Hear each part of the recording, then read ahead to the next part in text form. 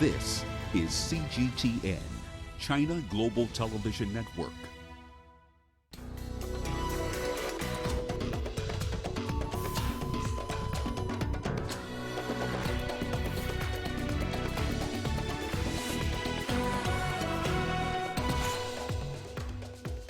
Turkey's government fast-tracks legislation to deploy troops to Libya. 15 students of Benadir University killed in Saturday's truck bomb attack in Somalia. And vote counting underway in Guinea-Bissau presidential runoff poll. Hello and welcome to CGTN. This is Africa Live and I'm Karen Roberts in Nairobi. Also coming up in the programme.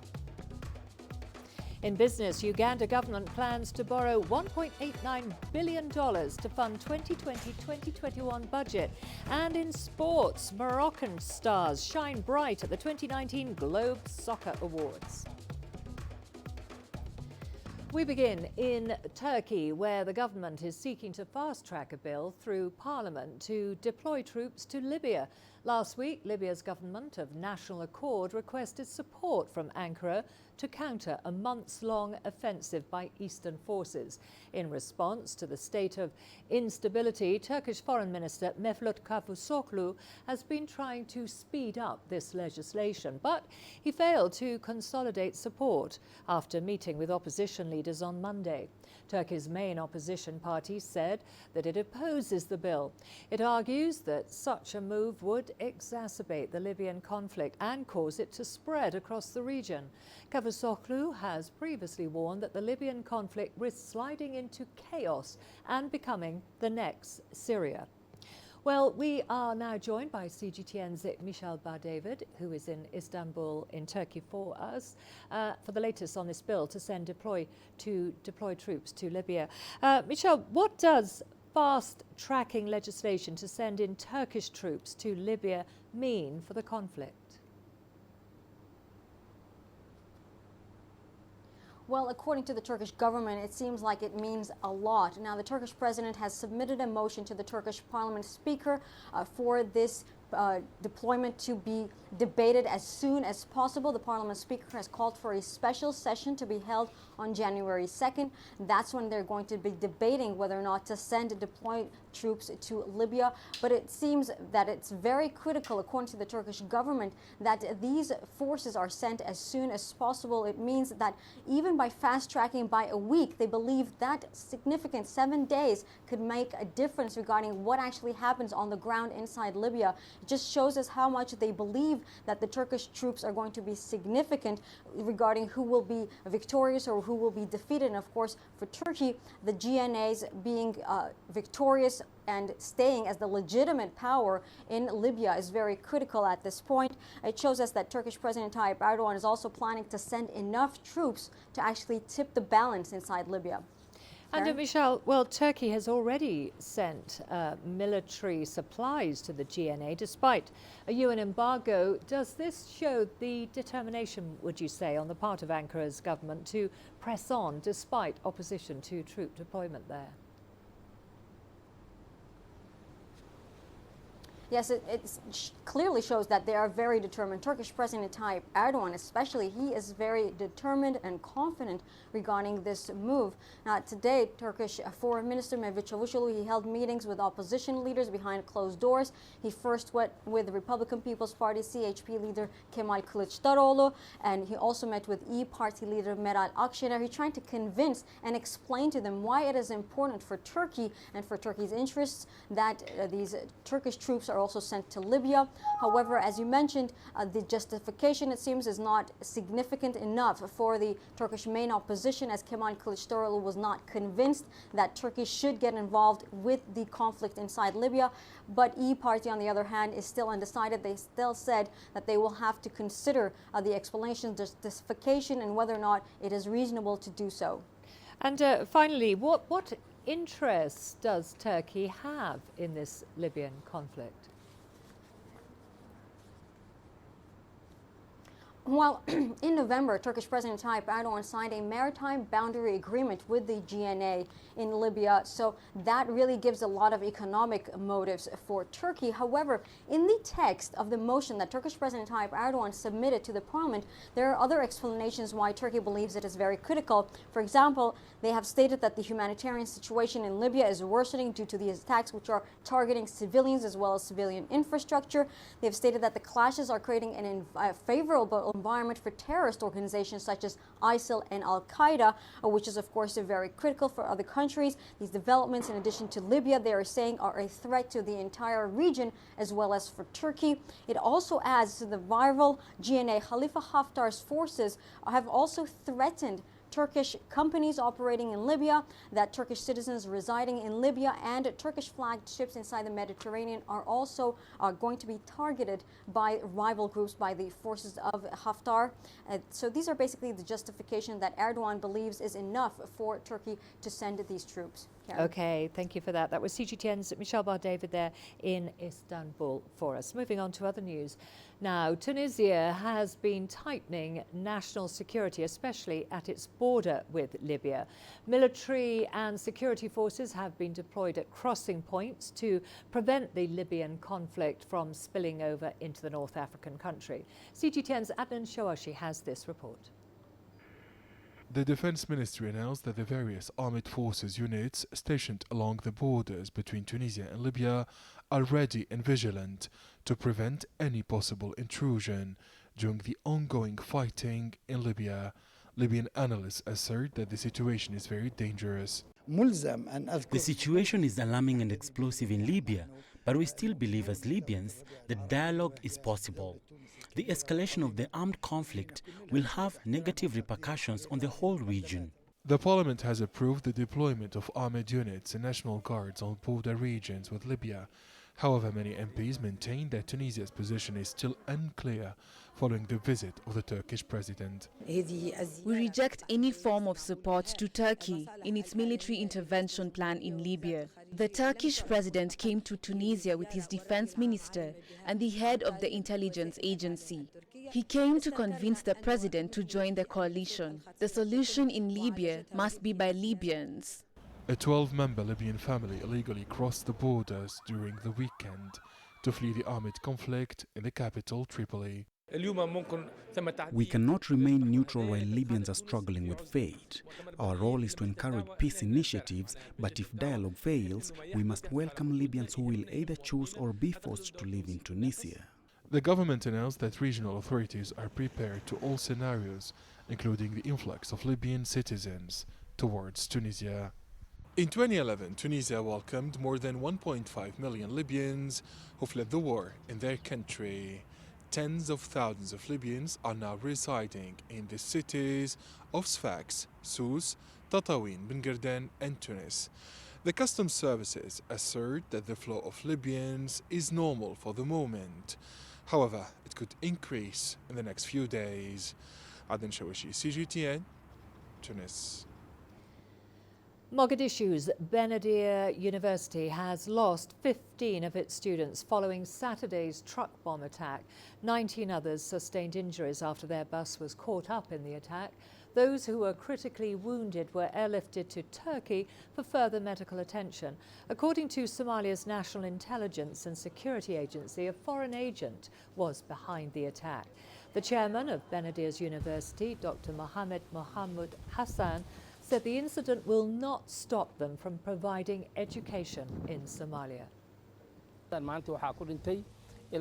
We lost 15 students, 5 male and 10 female students, mostly from the Faculty of Health Science. 19 others were wounded in the attack. Those critically wounded were airlifted to Turkey, while the remaining will be transferred to Qatar on Monday for further specialized treatment. This tragic incident will not discourage us to stop what we are doing in the education sector, but reassure the efforts of our university management to continue providing the lessons. A Sudanese court has sentenced 27 members of the National Intelligence Service to death by hanging. The group is accused of killing a teacher in detention in February during protests that led to the overthrow of former President Omar al-Bashir. This is the first time that Sudanese courts have handed down convictions over crackdowns on demonstrations in the months before and after Bashir was toppled in April. The teacher, Ahmed Al-Khair, was killed in the eastern town of Hasham al-Kirba. That was a rallying point during the 16 weeks of protests against Bashir's rule. According to Khair's family, security officials initially claimed he had died of poisoning, but a state investigation later found he succumbed to injuries from a beating. More than half of Zimbabwe's population of 16 million people are predicted to need food and aid over the next 6 months. The country is currently facing a full-blown famine made worse by one of the worst droughts in recent years. Here's CGTN's Farai Mwakatuya with more. About 100 villagers from Fungwe district in Murewa gather to receive monthly cash handouts meant to help them buy food and other provisions during the lean period brought on by the most severe drought in recent years. I will use this cash to buy food because we didn't harvest anything last season. I will also try to get fertilizer because I need it if we are going to get something from the planting we have done this year. But the prospects of that aren't encouraging. A prolonged dry spell could ruin what's been put in the ground, compounding the plight of already desperate villagers. This will be the third year in a row that we're suffering from poor rainfall. Even the short season varies, and the drought-resistant crops that we've been encouraged to grow are failing. So there's a lot of hunger in this region. Government has been supplementing aid efforts through 50-kilogram maize handouts to about 600,000 households, but that's put a strain on an already cash-strapped treasury. Our concern now, when we look at secondary data, discussions with the government, we do not know whether this program would be sustainable and whether it would continue at the level that the government has been implementing the food deficit mitigation program.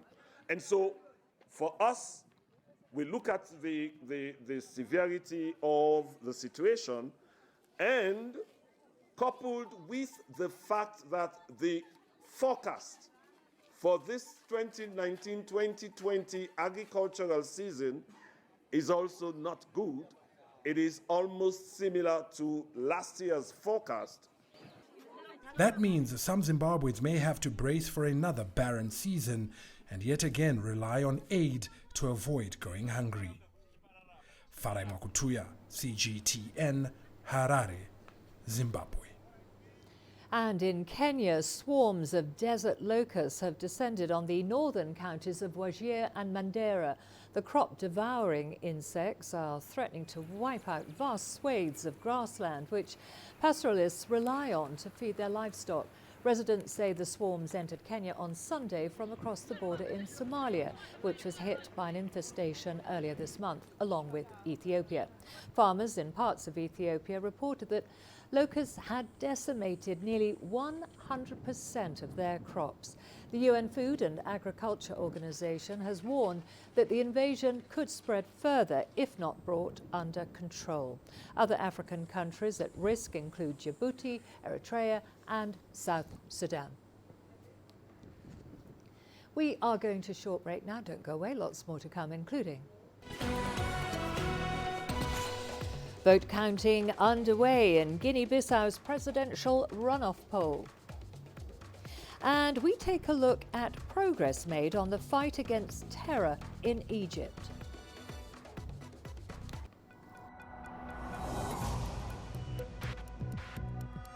Each day, there are millions of stories. Each one can open new perspectives, new possibilities. Wherever you look, we are there to see, discover, explore. We put the pieces together to find what really matters to you, all around the world, all around the clock. Our reporters are at home across the globe.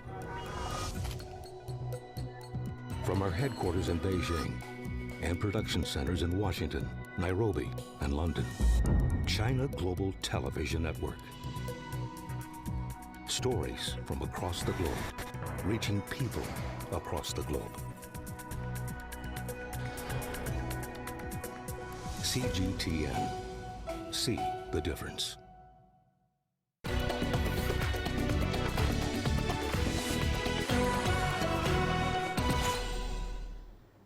Vote counting is underway in Guinea-Bissau. Citizens in the West African country went to the ballot in a runoff presidential election. The poll was between two former prime ministers who both promised to bring stability to the nation. CGTN's Tuli Shabalala has more. Polling clerks began tallying votes in the capital Bissau soon after the polls closed on Sunday. African observers say voting went smoothly in the election to succeed incumbent President Jose Mario Vaz. The ruling PAIGC party's Domingos Simões Pereira is seen as the front-runner. He won the first round on November 24th with 40% of the votes. Opposition candidate to Mario Sissoka Embalo is a brigadier general who came second with 28%. In this runoff poll, he has accused authorities of stuffing ballot boxes. We deplore the information we've received of the ballot stuffing at the Interior Ministry. The ballot boxes should be stored at the Interior Ministry and should not be moved to the voting stations. We shall be vigilant, just as the international community must be.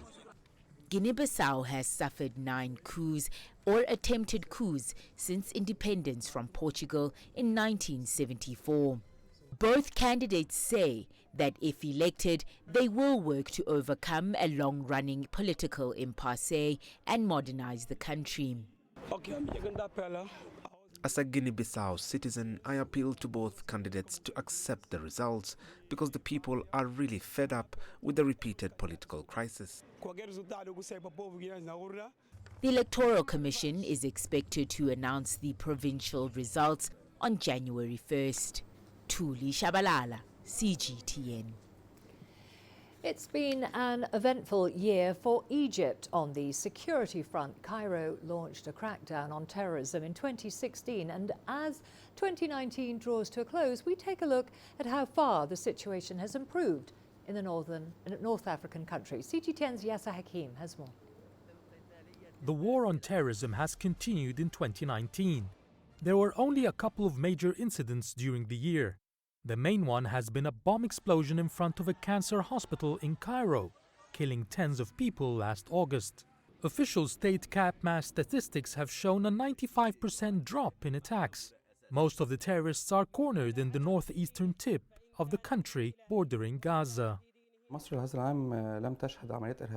The strong security control by ministers of Interior and Defense have been effective in closing down on militants. The strategy of deterrence has also allowed the police force to ambush hideouts and foil attacks before they happened, which saved scores of lives and curbed violence effectively. The Air Force has also been vital in raiding terrorist camps along the borders to stop any infiltrations from neighboring countries like Libya. Egypt has successfully arrested the two most wanted terrorists, Mohammed Ashmawi, who was caught by the Libyan National Army and handed over to Egypt, and Al-Habbar, who was killed by police forces. The strategy going into 2020 is to resume the crackdown on the remaining militants. Egypt has also been fighting terrorism on two fronts, the military side and the ideological side, facing extremism with moderate preaching to push the younger generation away from extremist thought. Egypt has also been cooperating with its African neighbors, which was highlighted during the African Defense Ministers meeting in Cairo recently. The effects of the successful fight against terrorism has been evident in several sectors. There's been a record economic growth rates as well as a rebound in the tourism sector. Yas Hakim for CGTN, Cairo.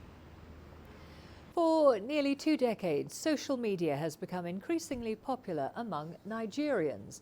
It's provided an interactive platform for both the government and for the wider population. The Nigerian Parliament recently moved to regulate social media, but the move has not gone down well. Nigeria's over 30 million users are now up in arms, as CGTN's Kelechi Emekalam has reports. It's back to the battleground for human rights lawyer and activist Martin Obono. His ammunition, the social media. For over a decade, Martin has used various social media platforms to advocate for transparency in governance, electoral reforms, human rights and social justice. He's propelled mass action against unfavorable policies and conditions, and he's totally averse to the prospect of a social media bill. I think social media bill is a very repressive piece of proposed legislation that is geared towards legalizing illegality and giving legitimacy to shrinking civic space that the government is all out for against the citizens. So it is something that basically is trying to make citizens of Nigeria to be afraid of speaking up and to also reduce free speech. There are 2 bills before Parliament, the hate speech and the social media regulation bills. Both have enjoyed quick progress on the floor of the Senate. Lawmakers say the essence of the bills are to curb fake news and comments capable of inciting on the internet. One had the death penalty, which was eventually removed following public outcry, and the other empowers government to shut down the cyberspace as deemed fit. And the bills have generated a myriad of reactions here. It's so secure, do I call it server or the internet, that people will not just post anything anywhere, especially on that way, because some people are posting some things that they don't even know the meaning. It's just against human rights. You can't tell me not to talk, whereas you can talk. It's just totally not right. You're a human being, you should have a mind of your own, a say of your own. That's the advice I have for the youth of Nigeria. It's commonplace for even democratic governments like Nigeria to use positive laws to regulate citizens for public interest. But the storms of protests, hashtags and campaigns against the social media bills is mostly because citizens believe that social media has done more good than harm in the country. And Nigeria's 30 million new media users feel the bill is a war on their voices, freedom and rights. Kelechi Emekalam, CGTN Abuja, Nigeria. To Malawi now, where an island in Lake Malawi has gained special recognition for its unique, sustainable fish management strategies. But the sacred island prohibits women from setting foot on it. CGTN's Daniel Aratmoy went to find out why.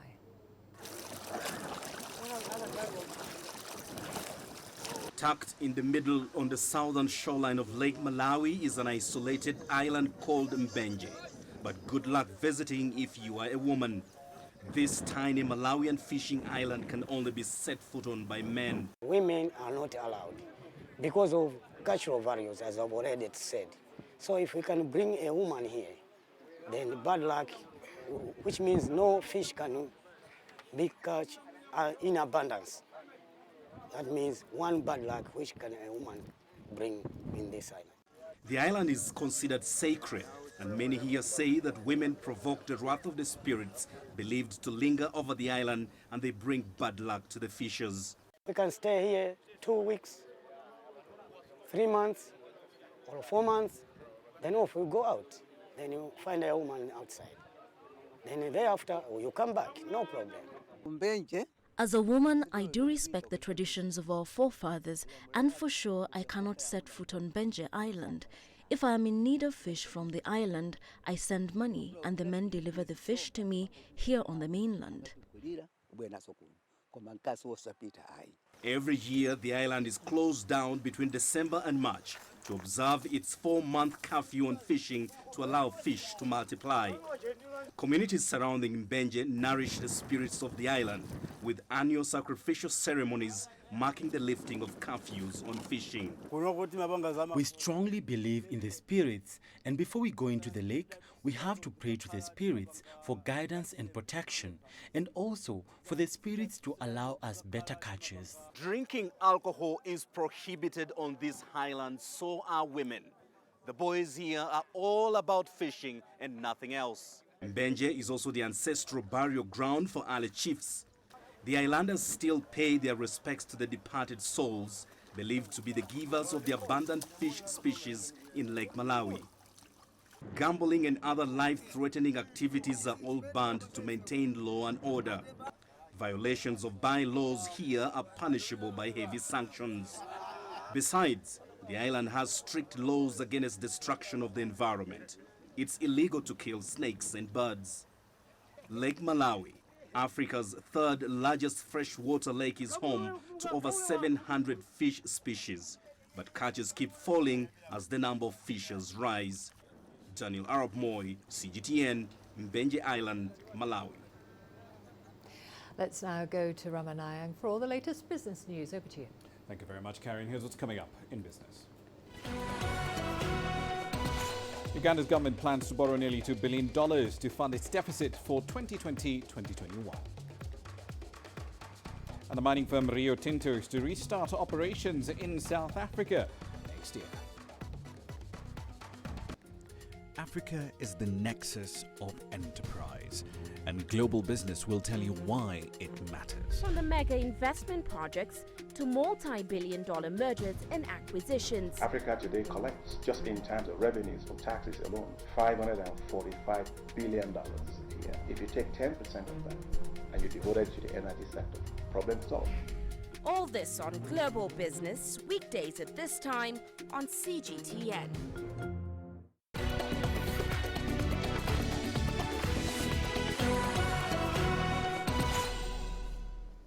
Let's start in Uganda, where the authorities there say they plan to borrow $1.89 billion from external lenders in order to cover the deficit in its budget for the 2020-2021 fiscal year.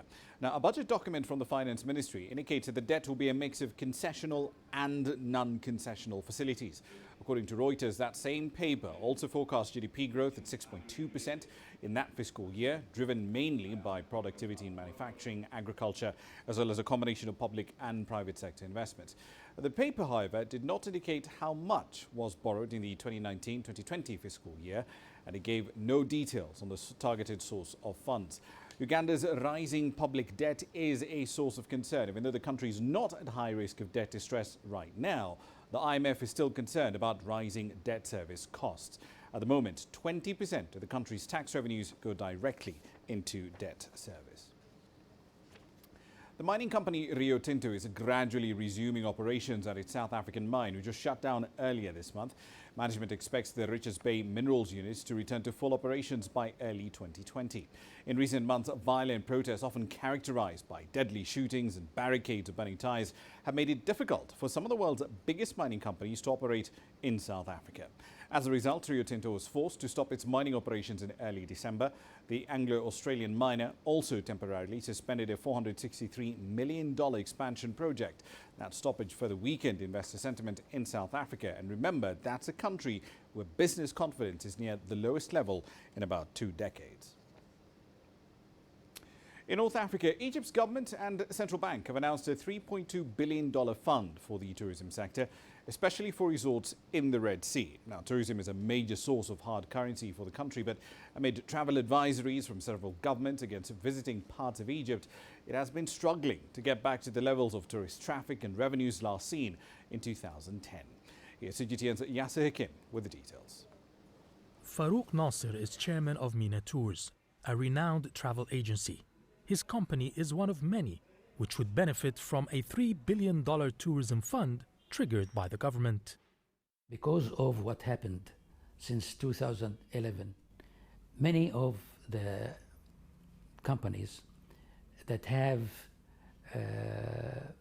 hotels in the Red Sea area suffered severely because of the ban from the UK and Russia on traveling to Egypt.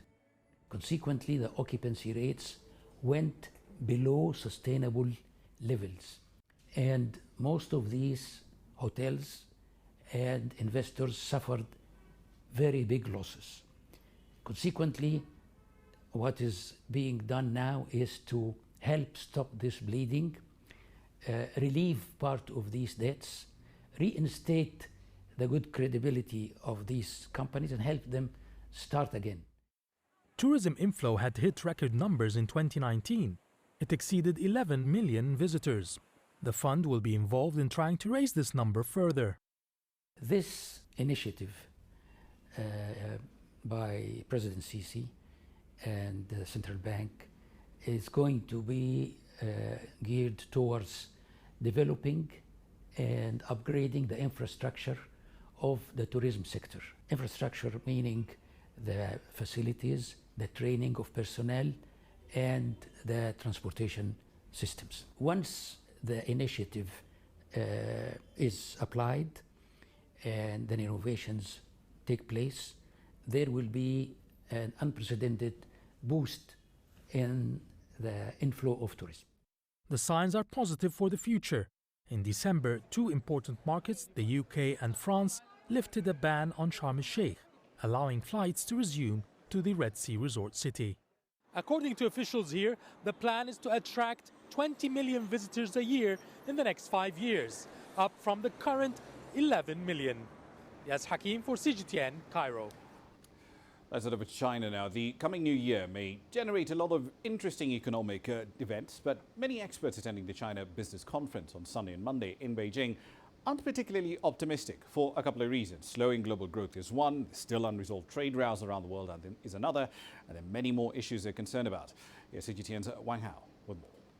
With a global recession looming, world economic growth and trade continue to slow down. Lowered economic forecasts, like the one from the Organization for Economic Cooperation and Development, paint a picture of uncertainty and instability for 2020. China, however, maintains a solid foreign trade foundation in this severe and complicated environment. Investment cooperation from Belt and Road countries continues to come in. Investment in countries along the route amounted to $12.8 billion, an increase of 0.5% in total foreign investment, and the cumulative investment has exceeded $100 billion.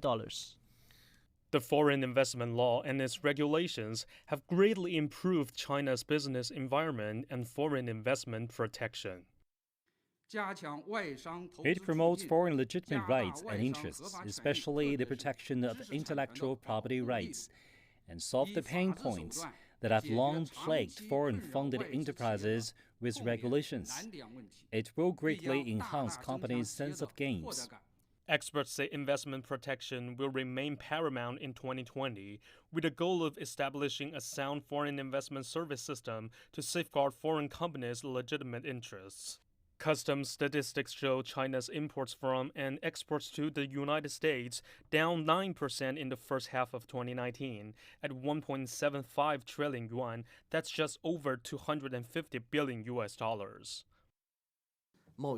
Trade disputes pose risks. Some countries have tightened security reviews on foreign investment. It has affected all investing countries, including China, causing investor concerns. We believe these types of security reviews are based on concerns over national sovereignty. However, they should not be an excuse to promote protectionism. Cultivating new advantages in foreign trade competition in 2020 is essential for balancing imports and exports. Wang Hao, CGTN, Beijing. Turning to the auto sector now, China's Commerce Ministry says that auto sales in China slipped this year, but auto-related consumption and investment were still pretty strong. Official data showed that about 23 million cars were sold in the first 11 months of 2019, a 9.1% decrease year-on-year. But auto-related consumption remained strong. Data showed that there were about 240 million cars on the road in China by the end of June. That contributed 2.5 trillion yuan's worth of consumption in 2019. Demand of auto consumption increased this year. In the first 11 months of this year, car sales above quota accounted for 28% of the total car sales. That's also 9.4% of the total retail sales of consumer goods. China this year implemented more incentives to boost the post-auto market. The government also improved the market environment for car sales and expanded the supply of automobiles as part of its efforts to improve consumption. Lawmakers also relaxed restrictions on car purchases and implemented measures to stimulate the used car market. Data showed that 13 million used cars were sold in the first 11 months. That was a 5% increase year-on-year. Xiacheng, CGTN. Now here's a question that's back in focus. What sort of financial help is acceptable for the world's top companies? In any case, how do you define a subsidy? Now, those are questions that are essentially back in the spotlight because of the Chinese tech firm Huawei. It's back in the headlines after it denied reports that it got nearly $75 billion in state aid in a range of forms. Now, Huawei management say they never had any special treatment. As Owen Fairclough now reports, governments help the largest firms pretty much all the time. A quick response by Huawei to deny reports that it benefited from access to huge Chinese government tax breaks. Huawei's relationship with the Chinese government is no different than any other private company operating in China. Like other tech companies that operate in China, including those coming from abroad, Huawei receives some policy support from Chinese government, but we have never received any additional or special treatment. Huawei hit back after the Wall Street Journal reported that the Chinese telecoms giant had access to as much as $75 billion in state support to help it become a leader in 5G technology.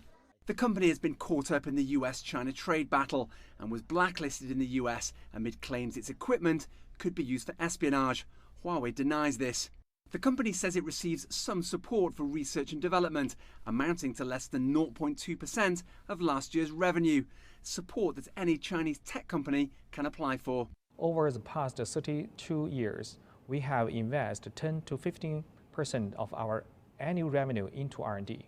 Our R&D investment over the past decades amounts to almost $73 billion. And governments around the world provide benefits to some of the biggest tech firms. In the US, Amazon and Netflix pay either very little or zero federal income tax. And Apple, Facebook and Google are just three Silicon Valley giants being forced by the European Union to pay billions of dollars in tax breaks they enjoyed to set up business in countries like Ireland. The EU has ordered Apple alone to pay around $14.5 billion, calling its sweetheart tax deals illegal. And until the trade battle erupted, even Huawei was allowed to tap a US government subsidy program to improve broadband internet in rural areas. I think the difference is how it's become politicized. And I say that even within the US. So, you know, there were certain discussions when the Trump administration was, you know, running for office and became elected about the Obama administration and an inordinate amount of funding that went to subsidize certain emerging industries. And is that correct? And is that a true market economy? And ultimately, there is a referee for disputes about allegedly unfair subsidies, the World Trade Organization, which has rules on what is and isn't allowed. Owen Fairclough, CGTN. And you can certainly expect those arguments to roll on into 2020. We'll leave it there for the time being. Here's what's coming up at the top of the hour, though. We'll be delving further into Uganda's plans to borrow nearly $2 billion for its 2020-2021 budget. Where exactly is this money going to go? And at what cost will this cash be borrowed? Details live from Kampala at 1800 GMT. See you then. For now, back to Karen. Thank you very much, Rama. We are going to a short break. Don't go away. Lots more to come, including South African Speakeasy Bar makes it to this year's Best Bars Awards.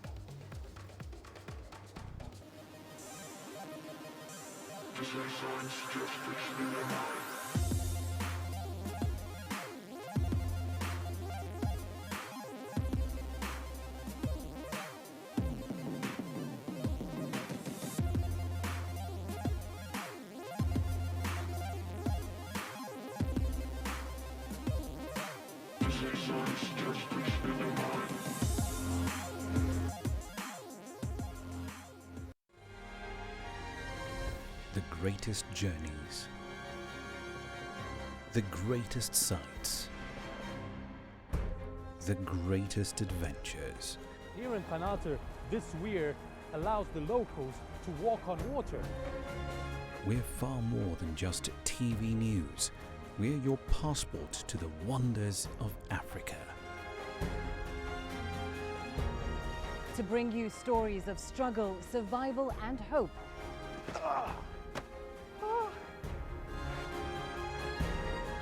So let's explore.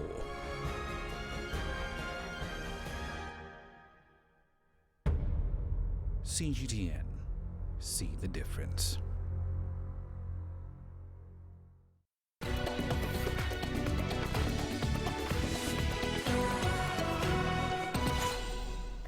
South Africa's Sin and Tax Bar was the only establishment from the African continent to make it to this year's Best Bars Awards. CGTN's Yolissa Njamela met the bar's master mixologist, Julian Short. It is simply impossible to talk about the world of South African bartending without mentioning the name Julian Short. He's the part owner of this popular and innovative bar called Syntax in Rosebank, Johannesburg. Syntax is a dark and edgy, yet plush and sophisticated bar. The bar gives an air of nonchalant cool, a place that tickles the fancy of anyone looking for a trendy sport. The charm and intimacy of this space is enhanced by moody lighting at every turn. But the main attraction is the master mixologist himself, Julian Short. So before we get into the intricacies of his cocktails, we find out what exactly is a mixologist. So a mixologist, more specifically, is someone who comes up with the recipes themselves. So instead of having like a cook who's just told what to do, or a bartender who's just following recipes, a mixologist would be the person who puts them together and comes up with the formulas and the ingredients and figures out how to make them work together. So we went straight for it and let Julian work his magic. Each cocktail is a work of art, the result of weeks of experimentation and refinement. So it is like a stage. The lights go down, everyone knows what to say, people order the drinks and we make them for them. It's pretty much performance every single night. 8 hours, you know. And you love it? Love it, yeah, I love it. I mean, there's times where it's not so easy, but I mean, that's okay. I love it, we all do. With his knowledge of craft cocktails and experience representing South Africa in competitions around the world, Short has won a number of awards. The latest accolade fills him with pride. I was on a trip in Hong Kong and I got an email saying I got an email from the world's best 50. So they have the world's top, best 50, and then they extended that list to top 100, and we came in at number 88, the only bar in the continent of Africa this year, and it was just phenomenal. I can't even tell you how much it means. It's been a lot, and it's been, I think, well deserved, and it's kind of just really helped us as a team kind of focus and put our heads back down and go, cool, we're doing the right thing. I didn't think anyone was watching, and apparently they were, so. Julian has trained so many people in the art of mixology, and many of those have gone on to become notable mixologists themselves. So what you got to do is you got to eat the leaf first. You got to close your eyes and picture the ocean and eat the leaf, and then you have to have a sip of the drink. Right? Yeah. With the salt and everything. Salt and everything. So I eat all the leaf. Yeah, yeah. Just grab it. Eat the whole thing. It's intense. Then you imagine the ocean. So I have to finish that before. Salty. Now you need a sip. Ha! Wow. And I'm not drinking on the job. This is work. This is research. Yes, totally not drinking on the job. Syntax has a loyal fan base, and it fills up weekly from Tuesday to Saturday. It's worth a turn when you're in Johannesburg. Yolissa Njamela for CGTN in Johannesburg, South Africa. Climate change and global warming are affecting ancient treasures. Several archaeological sites have been damaged by higher temperatures and pollution. Yasser Hakim looks at the effects on Egypt and on efforts to restore the damaged sites. Egypt houses most of the ancient monuments worldwide, and the effects of climate change has been apparent for years now. There have been several incidents of damage in artifacts by the rising temperatures. The UN said that the cities of Alexandria and Osaka in Japan are two cities that could be overflooded by water due to global warming. The famous citadel of Kite Bay in Alexandria has lost 2,400 huge stones because of the higher sea levels. A $14 million renovation project is underway to restore it to its original form. Also, the statues of Memnon in Upper Egypt have been damaged because of the increasingly high temperatures from global warming. The temperatures will keep rising every year, thus making it a continuous threat. Climate change will not only affect the monuments that we know, such as the pyramids and the temples, but also underground will be affected. Unearthed monuments will also be damaged. The underground water is endangering the structure of existing monuments, as well as artifacts that are still underground. And experts have been working on protecting Egypt's treasures from these effects. Our antiquities are in huge threat of underground water. It is drowning out the artifacts, and it is also weakening the infrastructure of the famous monuments and could lead to their destruction. One example of how we deal with it is the Temple of Komombo. We dug trenches around it to isolate the temple and push the water out.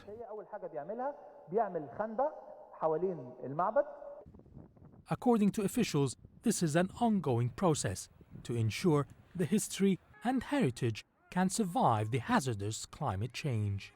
Yes, Hakim, for CGTN, Cairo. All the sports news are coming up for you after the break, including Moroccan stars shine bright at the 2019 Globe Soccer Awards.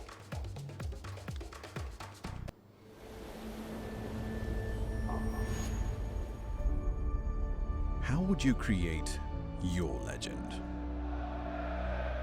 On the fields, on the tracks, in the arenas of Africa. Were you born to be a player? Could this moment be yours?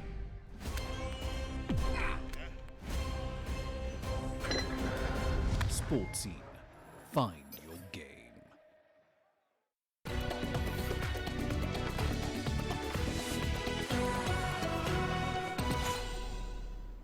Moroccan Al Nassr forward Abderrazak Hamdallah was named Arab Player of the Year at the 2019 Globe Soccer Awards in Dubai on Sunday.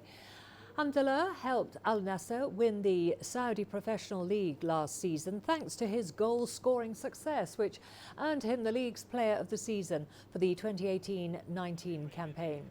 The 29-year-old Moroccan, who retired from international duty in November, scored 34 goals in 26 outings in the Saudi top flight last season. Meanwhile, another Moroccan international, Achraf Hakimi, was crowned the best young Arab Player of the Year. The two were the only African stars recognized at the awards ceremony. I'm very happy to be here. I'm very proud to win this award. And I would like to thank my club, my teammates, and especially my family, and all the people who support me and who support me and help me to be here. And I would like also to thank Globe Soccer to give me this trophy. I'm very happy to take it, and I have to work hard to be here next season again. Thank you very much. At the same ceremony, Cristiano Ronaldo rounded off his 2019 by winning the Best Men's Player award. Ronaldo, who came third in the 2019 Ballon d'Or ranking, has now won the award 6 times in its 9-year existence. It also marked a 4th successive triumph for the